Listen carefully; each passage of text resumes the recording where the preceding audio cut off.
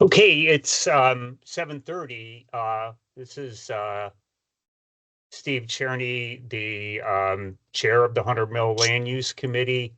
Um, it doesn't look like we have a quorum.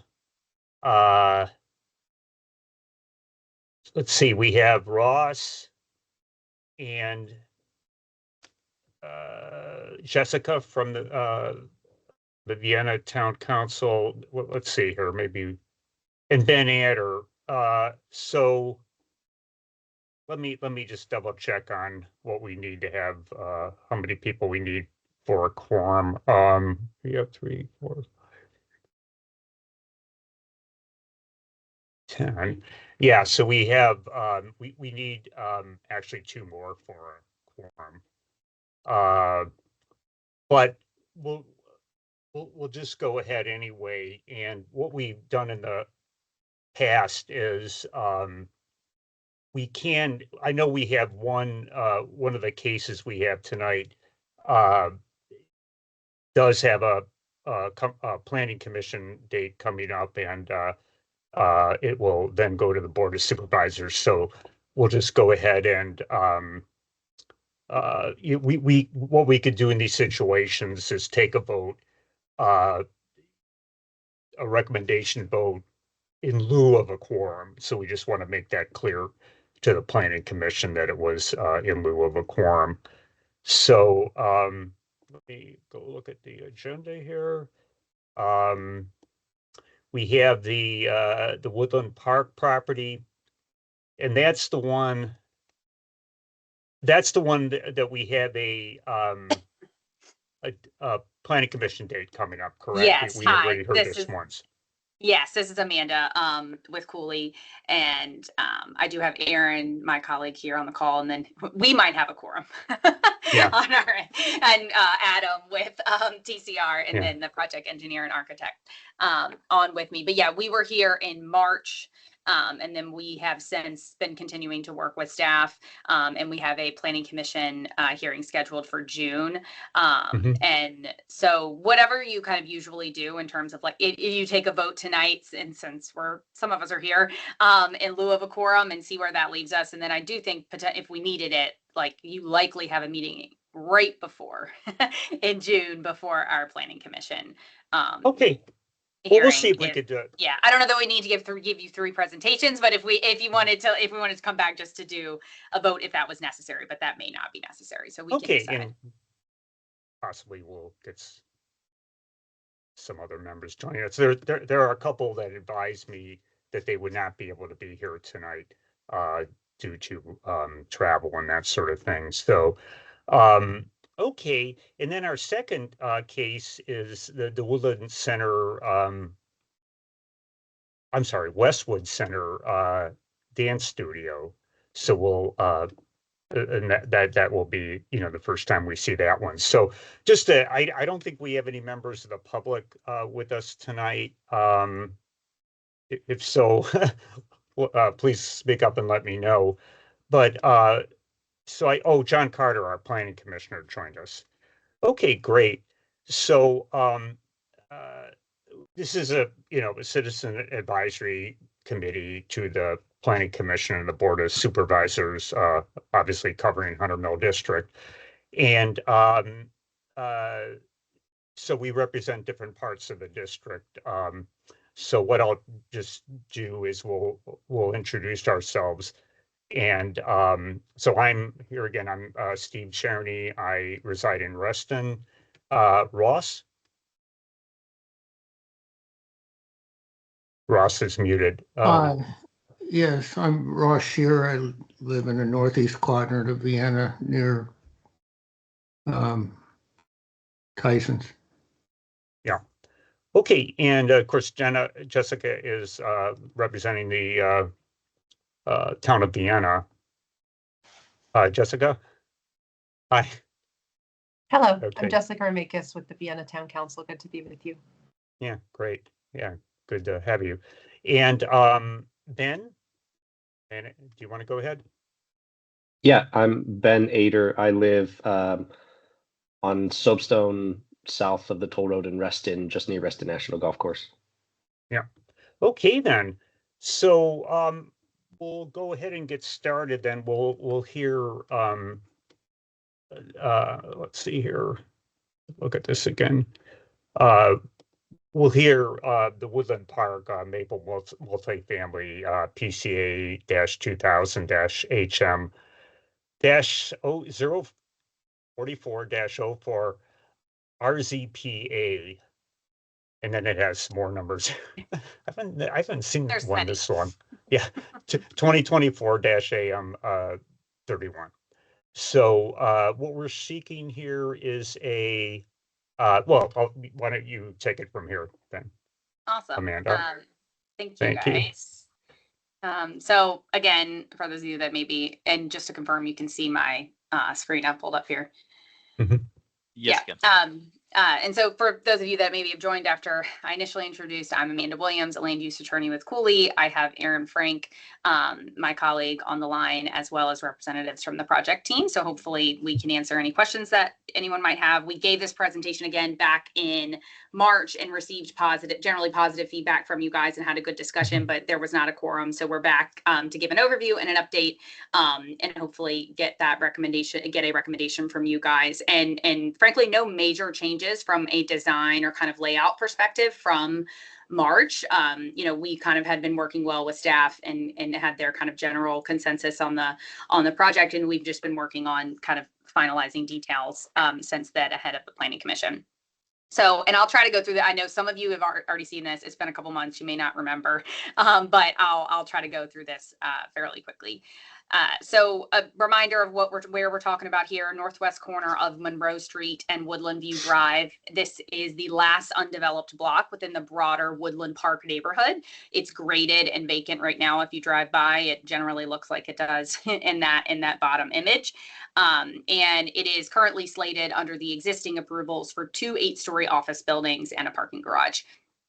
But the reality is today there is certainly a sustained market shift away from office locations like this one to transit-oriented office locations within a quarter of a mile of the metro station. And it's challenging to successfully develop office in a location like this on the edge of the TSA, which is why we are here with you and have been talking to the county about making a change for this block.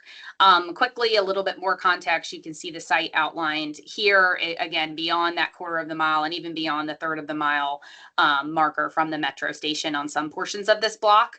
You can see just to the south the EN apartment building that was fairly recently developed, and we've got condos and townhouses to the west of that. Immediately west of the site is the Woodland Sports Park, which was also fairly recently developed and is now open for use as part of the existing overall approval here. And then last thing to note on this is the green trail connection here is an already existing connection to the metro, and we'll talk about how we're adding to that. So we are seeking to modify the existing zoning approvals to change the use on this block from office to residential and self-storage. And this change does achieve the use mix envisioned under the comprehensive plan for this area, which is about 75% residential, 25% non-residential, largely because we are not proposing to replace this block entirely with residential and still are keeping some commercial component here, which is important to staff and the county. And at a high level, overall we are reducing the general intensity of this block with this proposal from a density as well as kind of traffic perspective. So here you can see a layout of the block and the uses. The orange and blue here shows where the residential will be focused along Monroe Street and Woodland View. The blue here is where the entrance will be, and then kind of the amenities for the units, and you can see the internal courtyard. The red is the self-storage portion of the project, which, as you can see, is really kind of tucked behind the residential to the west, so that it will read from the street really as a residential building. And we are putting at the corner here a ground floor use that will likely be the retail kind of storefront for the self-storage that will again read as a true retail storefront and kind of work together with the walk-up units we're providing in the residential to really activate the streetscape here. Specifically, we're requesting 320 residential units and about 114,000 square feet of self-storage. The team has been very intentional with the architecture, given our kind of unique pairing of the self-storage and the residential use. And in my opinion, done a really great job to create a good-looking building. Another priority, as I just mentioned, has been the streetscape. This is the last block to develop and make that connection for this neighborhood to the metro. So we focused a lot on that as well. Back to the layout for a couple of access and kind of layout points. So the property will be accessed by a singular point on the western side, providing adequate distance from the nearby streets and avoiding conflicts. The trail along Woodland View and Monroe will be a 10-foot trail that I kind of highlighted earlier as well. We are providing three crosswalks at points along the block to really allow this area to be more user-friendly and accessible for pedestrians. We worked closely with staff, particularly on this intersection here with Woodland View, and I think this is Woodland Grove. There are some existing crosswalks out there that are not perpendicular, and so we're really going to straighten this intersection up so that it works better for the residents that are already there and for the residents that we'll be bringing. We're also providing a connection across here just past our entrance to which will connect well to these condo building over here, and then a crosswalk at the intersection of Monroe and Woodland View across Woodland View. And then we also wanted to highlight our commitments related to the intersection. You can see noted with the star here of Monroe and Woodland View. When we last spoke, we were still kind of finalizing how we were going to handle those commitments, and we have come to a consensus with staff on that. As you might remember, the existing approvals call for a median break to be constructed and a signal warrant analysis for a potential signal. We are reducing the trips significantly with this proposal, so we don't think a signal will be warranted, but staff does want to maintain those commitments for the median break and the signal warrant analysis. So we are doing that, and we are committing to that in our proffers, but there is some concern related to this offsite office building. You can kind of see it at the bottom here. In order to actually, be able to install a median break or that traffic signal, we would need coordination with them to move this entrance, and we don't feel great about the coordination level of that property owner. So we are also documenting in our proffers an alternative where if we aren't able to get those approvals that we need, we will pursue at least a pedestrian crosswalk to at least get residents across this area safely to get to this path to the metro, as well as a contribution to the county to use in the future for potential improvements to this intersection at a later date. So we've worked closely with staff to document that to FCDOT satisfaction. And lastly, I'll flip through some of the architecture images. Again, you saw these previously, just to give you a sense. This is the view from that Woodland Sports Park looking east down Woodland View, really trying to vary the architecture to break up the block and provide a really nice visual experience at the street level and for residents and users driving in the area. This here is a view of the main entrance, really intentional with the architectural elements to highlight this area with vertical architecture, two-story glass and glazing, and this is where the amenity space will be. Here is a zoomed in view of that same entrance, and really kind of highlighting the plaza elements here that will provide kind of a place for pedestrians with benches and bike racks and hardscape and landscaping there. And then lastly, here's a zoomed in view of that retail storefront, which will be at that western corner, and also kind of creating a mini plaza here with space for benches and hardscaping that will work well with the Woodland Sports Park that's just across the entrance there. So that kind of sums it up from our perspective. The team is really proud of the package and our progress and coordination with staff. We fully expect that, in their staff report, which they are drafting as we speak, we'll have a recommendation approval from staff. And we've been coordinating with both Supervisor Alcorn and Commissioner Carter on what we're proposing here to really provide needed housing in this area while also advancing the comprehensive plan goals for this location and completing some important pedestrian network elements. So with that, I will answer, or our team will answer any questions. Okay, well, thank you. Before we get started, I failed to note, you may have noticed that Mark Goldberg Foss, who is handles the planning and zoning portfolio for Supervisor Supervisor Alcorn is not with us tonight. And so Gwen Minton, who is also on the staff, she has different portfolios, but she's taking Mark's place tonight.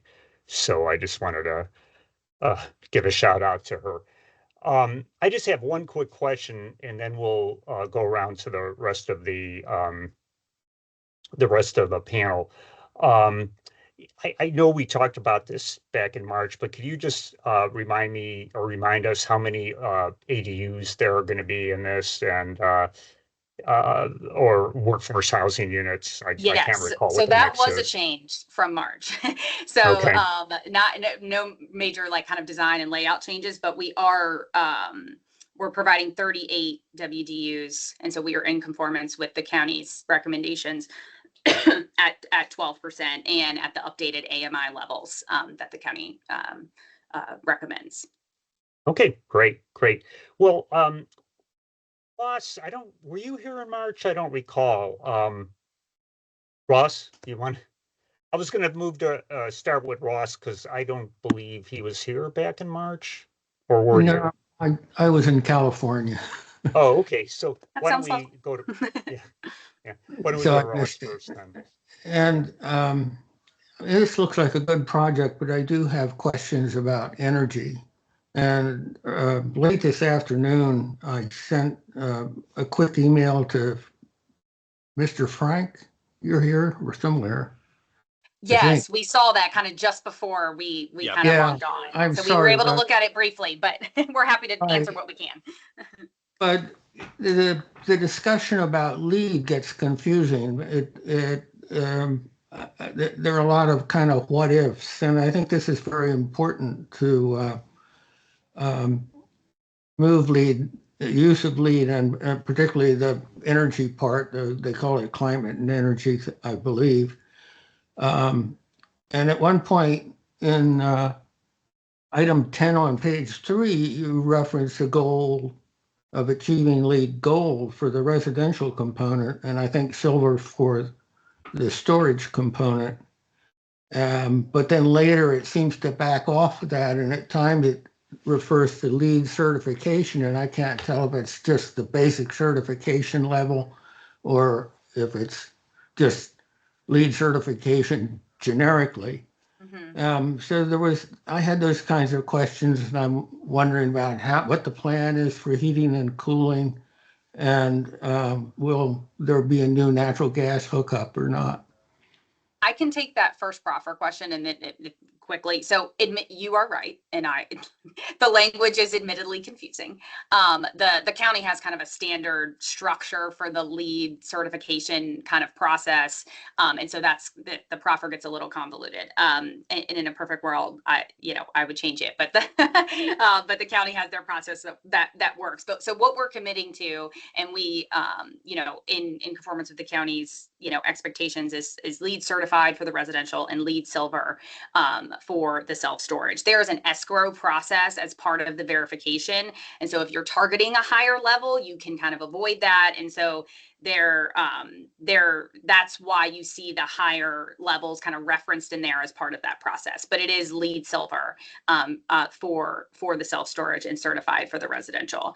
And I think others could maybe speak to that is what we are committing to in the proffers. But I think from an overall kind of energy profile perspective for the building, there are also a lot of other elements that kind of play into that.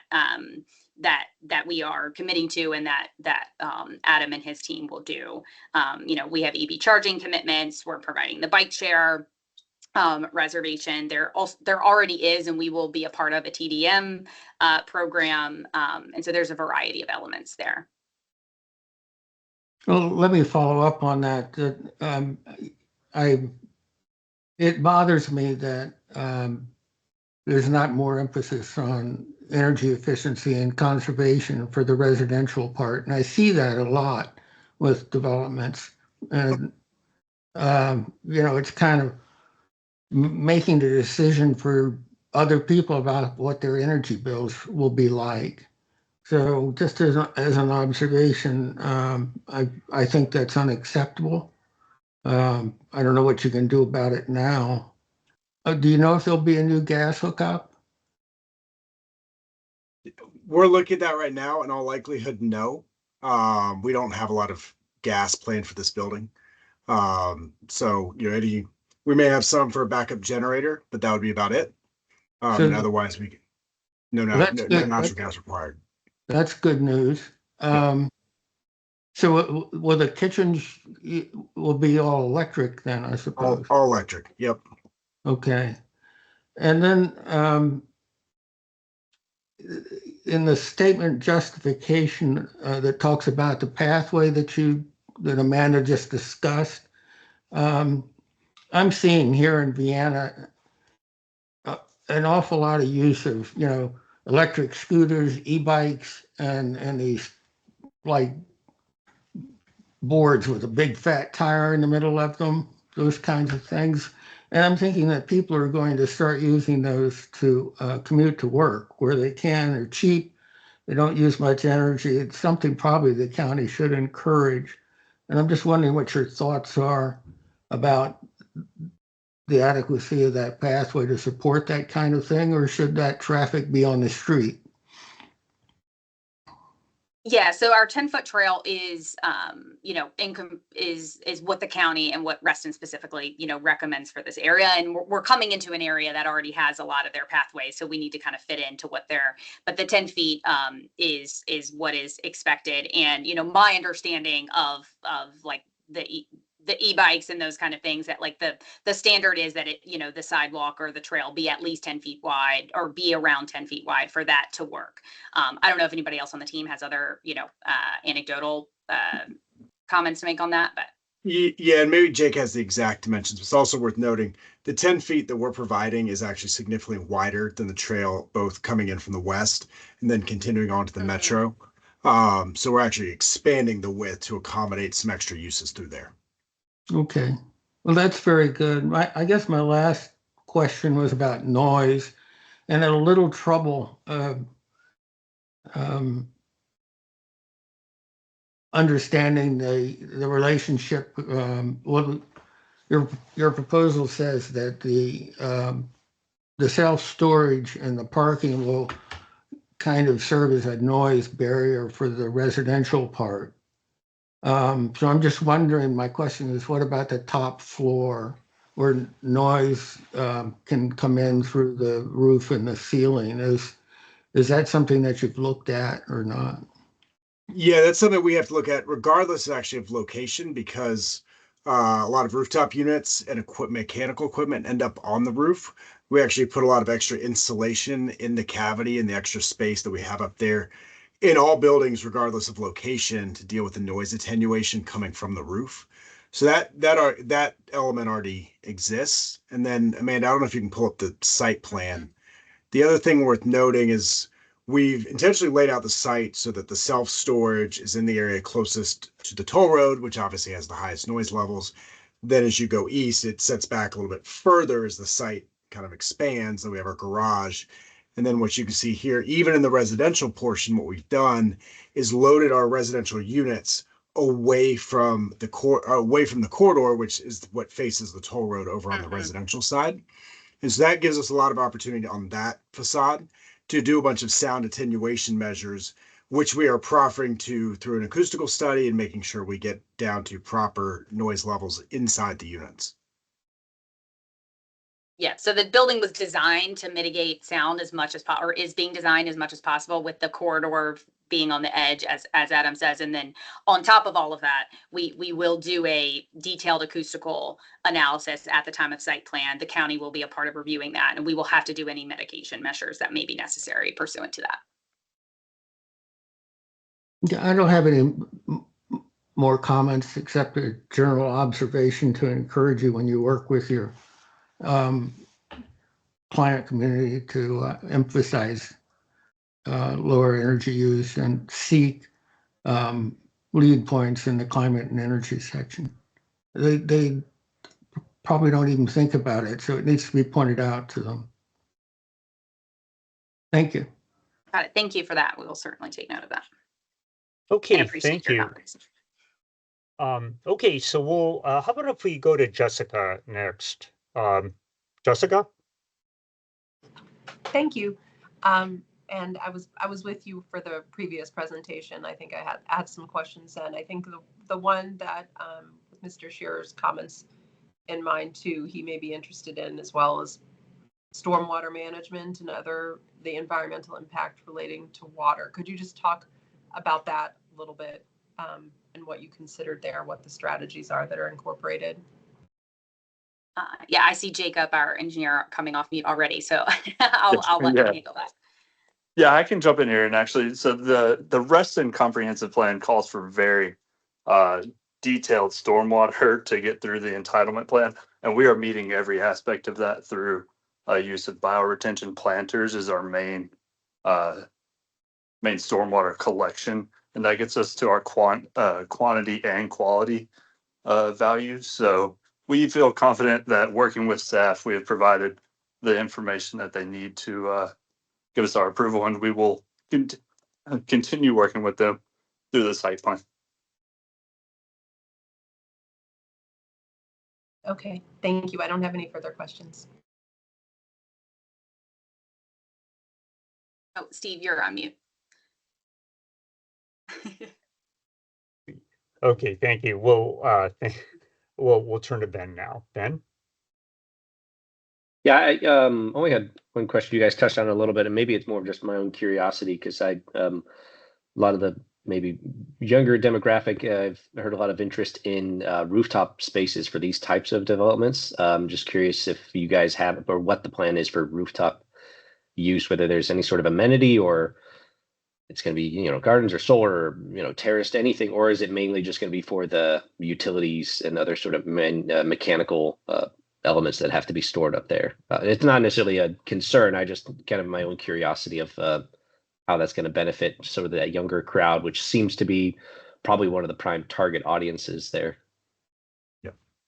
In this case, we've focused our amenities at the ground level, primarily through the courtyard space, and then doing what we can to also tie into the sports park next door. So we focus everything from an amenity perspective on that level. So the rooftop itself will be mechanical, back of house, not really accessible. When we design these projects, I think that's usually a decision kind of we make early, and also depends on kind of the construction type.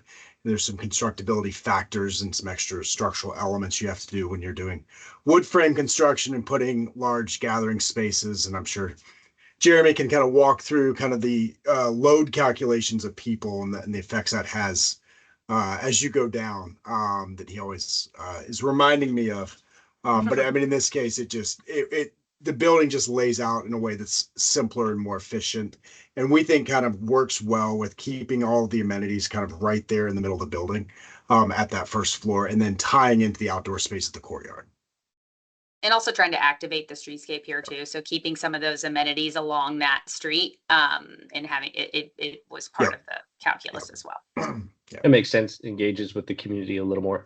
So then I guess a question of my own curiosity as well for those LEED certification points, does having solar or anything else on the roof space, which I assume doesn't create a huge problem for the structural elements, does that benefit at all for the LEED certification or anything like that? Yeah, so it's a LEED category, and I pulled up. We just kicked off kind of full design, so kind of getting to a more definitive LEED scorecard is down the road in the process for us typically. So what we've done to date is basically kind of create an example scorecard based on projects of this type, what we know about this location, what kind of we can give us a good starting point. So that's kind of one of those ones we've identified as a possibility, and it's in the energy and atmosphere category. And I believe renewable energy production on site is up to 3 points. So it's something we're looking at. It's too early to kind of say which points make sense for our building, but it's one that we've circled as a possibility. All right, sounds good. I don't have any other questions. Okay, thanks, Ben. Commissioner Carter, do you have any comments or questions? Oh, you're muted, John.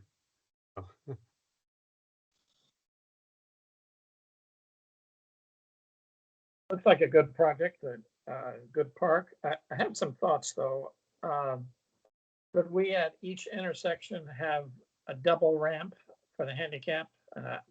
I think you've got that on the main road, but on the private streets, if you could look into that, would be good. 2 ramps at each intersection, at each corner, 2 ramps at each corner.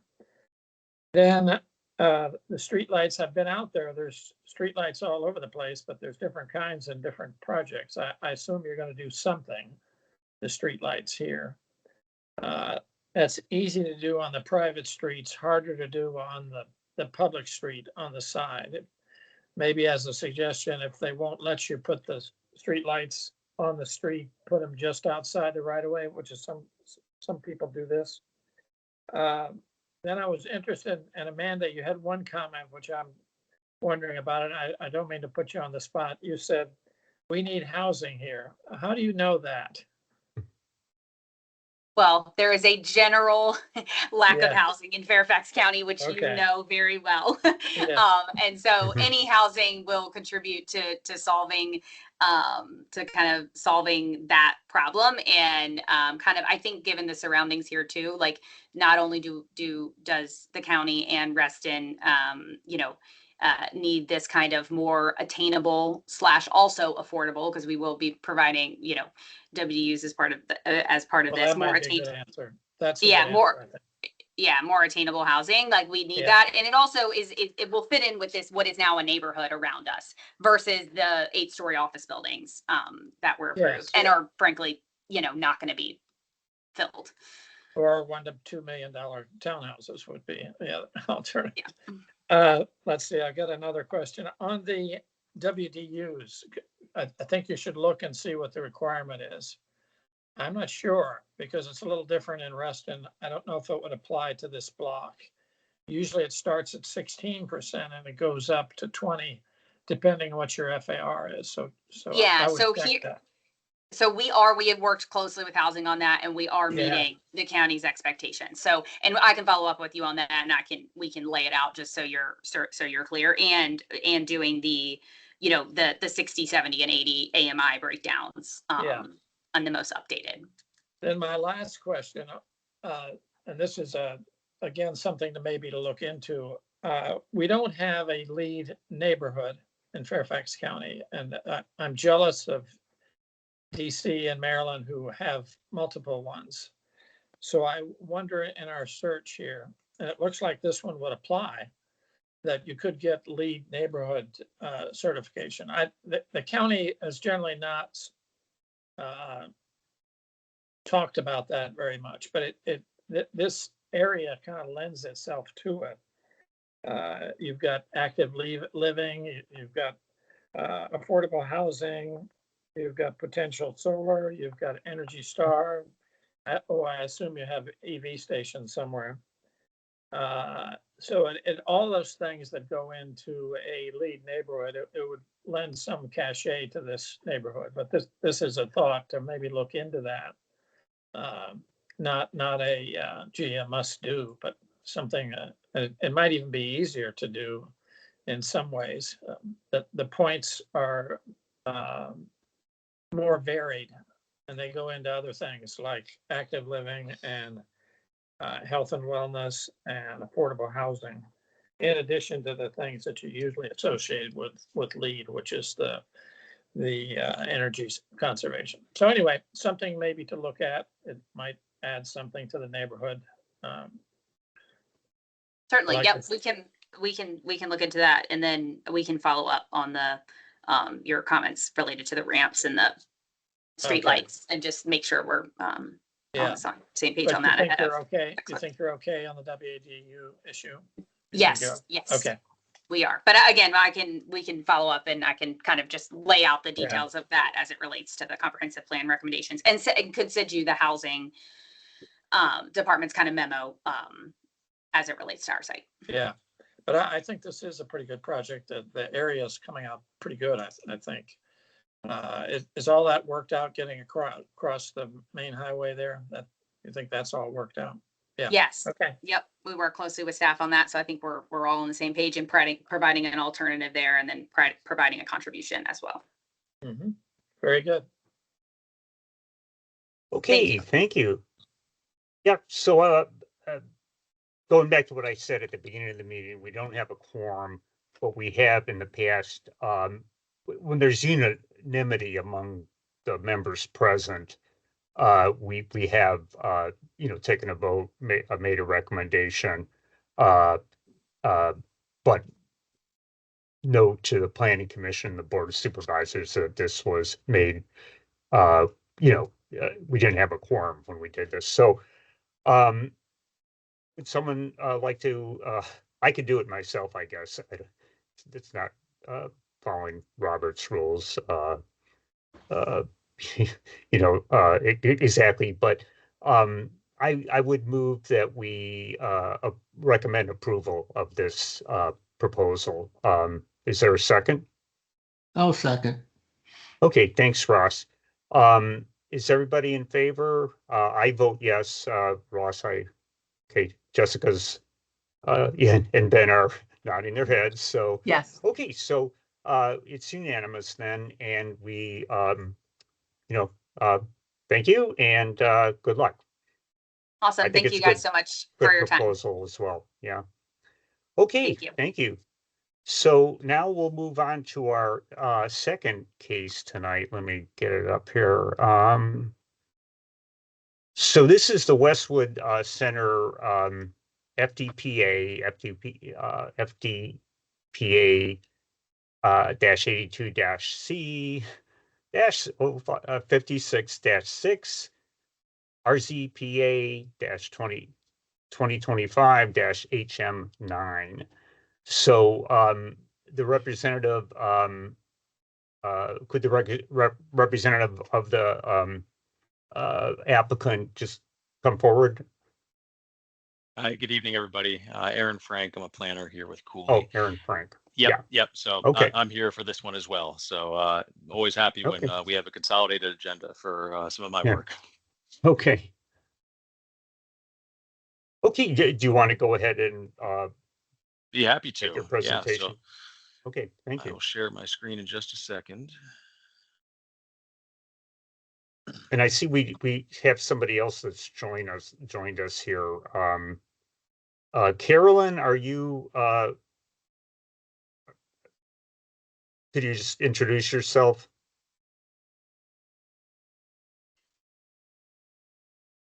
Just a citizen interested in what's happening tonight.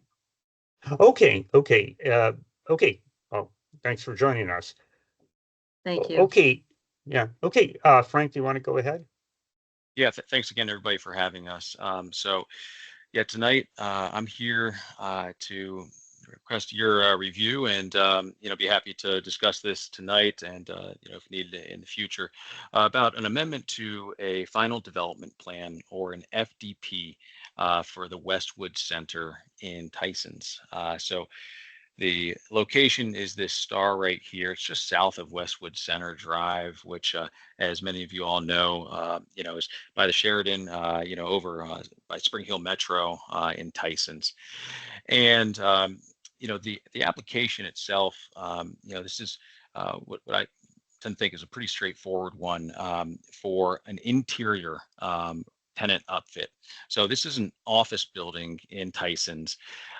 Here's the property identified in yellow with Westwood Center for reference, going horizontal across the street, going horizontal above the site. And then here's the Porsche dealership for frame of reference. So Westwood Center was originally entitled as these 4 buildings, and it's all under one FDP. Interestingly enough, now it's actually 3 separate parcels. So we're here for this center parcel. It's 2 office buildings and a parking deck in the back. And when the FDP was approved, 30 years ago now, a specialized instruction center was not shown on the FDP. And now, in order to allow for a specialized instruction center, basically what is a dance studio in the zoning ordinance, an FDP amendment is needed, as the way that the ordinance is structured for uses that are not explicitly identified in prior approvals. So what we're talking about is an approximately 5,000 square foot tenant suite within the office building. And interestingly enough, a dance studio actually previously occupied this suite. However, unbeknownst to the studio or the county, the permit was issued erroneously. So the property owner was going to sign a new tenant for this new dance studio. They went to the county to get their permits, and the county said, you know, you need FDPA in order to allow this. And everybody was kind of surprised. So that's why we're here this evening. There's no physical development proposed, and there's no change in parking that's needed for this use. So per the ordinance, you know, the specialized and structure use type, that is included within office parking regulations. But from a practical perspective, this is an enormous parking deck behind the office building, and the office building is overparked by almost 400 spaces. So, you know, there really isn't a question as to whether there's adequate parking. And the use, you know, as I mentioned earlier, it's existed in this office building in the past. So there's no reason that we believe that there would be any sort of issue in the future with having this use on the site. This is just a more formal way of making sure that it is properly permitted. I know that, you know, this committee is likely used to seeing things from a plan view. So even though there is no development plan proposed with this, just wanted to show you how the building is laid out. What we're talking about is this building number 2 here. So we have existing parking, that's surface parking along the front. Then we have, you know, a plaza area to enter the building, and then you have the parking structure to the rear. So that concludes my presentation. I'm glad to answer any questions that you may have, though. Hey, do you have a planning commission date, Frank? We are going to Planning Commission at the end of July. I believe it's July 23rd. Okay.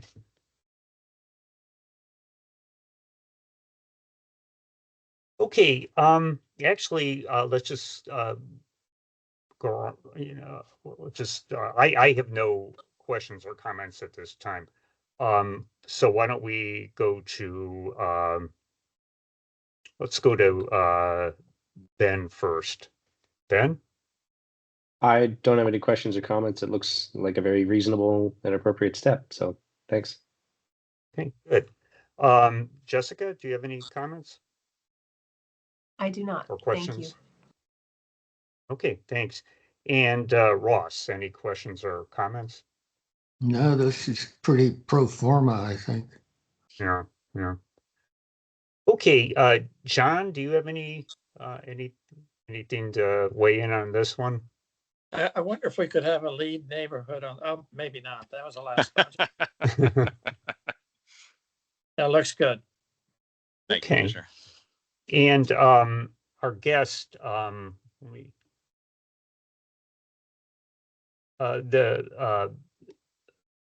actually I forgot her name already. Ma'am, do you have any questions or comments on this proposal?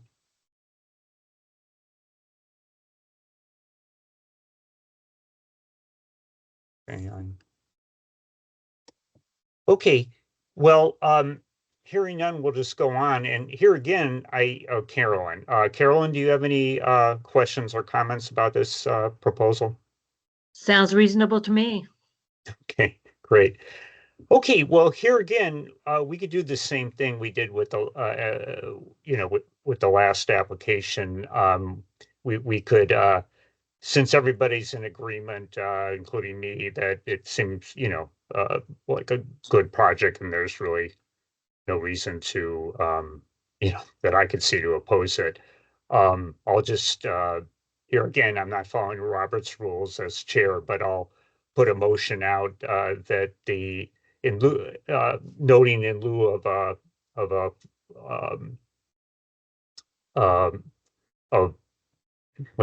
quorum, that we recommend approval of this application, that the Hunter Mill Land Use Committee recommends approval of this application. Is there a second? I'll second. Okay, thanks, Ben. any opposition to this motion? Okay, I don't think there is any. Okay, so it'll stand, we will recommend approval of this. The committee will recommend approval and, yeah, in lieu of a quorum, of course. Okay, well, thank you. Yeah, thank you all for your time tonight. I appreciate it. Okay, great. And, thanks, Frank. So, or Aaron, I'm sorry, I keep. Happens all the time. Okay, yeah. Thank you all. Okay. Okay. So, I just have a quick question of John then. John, what do you see coming down, the pike at this point? You know, would we have a June meeting? We probably ought to just wait a little bit longer, but I'm seeing the Sheridan coming back. Oh, This would be a removal of the Sheridan building instead of trying to repurpose it. it would be demolished? Yeah, Oh, they're still working on it. But I would say we'd be seeing that pretty soon. But mhm. I'm not sure of I don't think there's any others. But that Okay, would be and a big one. would there be something to replace it? Is that part of Yes. it? Yes, Oh. they would put regular housing in as a replacement. Yeah. Probably Okay. apartments, not as high. Mm-hmm. Okay. But a high rise of some, No, not a high rise. not a high rise at all. Okay. Yeah. But they're Okay. still thinking. Okay. Well, so we'll wait to hear back then if we Yes. potentially meet in July. So, okay. Well, thank you all. You know, have a good summer and we'll see you again possibly in July or possibly, usually we had this, in the past, we didn't meet in August because I think, is that when the Planning Commission and the Board of Supervisors take a break too, Yes, John? yes, they don't meet in August. Yeah, Yeah. so, but we'll, you know, if we need to, we will, but that's been our general practice in the past. Okay, well, thank you, everyone. Appreciate and thanks, Gwen, for setting this up. I guess And, one other thing, Steve, would be the yeah. SSPAs. Would you have any Oh, interest in those? They're all in Reston except for one or two of them, so, right, and they're right adjacent to Reston, so I don't know if anybody's interested in those, but oh, okay, where exactly are these? well, they're all in It- Reston. There's one on the edge on the 100 Mill, on 100 Mill Road. Oh, okay, That was recommended to not include in the work program. Let's see, I'm looking at them here. All the rest of them are in Reston. yeah, okay, so we may, But there was quite a possibly discussion sit about down. about all of them, including the one on 100 Mill Road, which if it Yeah. ever comes forward, you'd have the joy of taking care of that. Okay, great. Okay, well, thanks, everyone, and we'll see you when we do. Okay, Okay, take care. thank you, Steve. Thank Yeah, you. Take thanks. care. Bye. Mhm.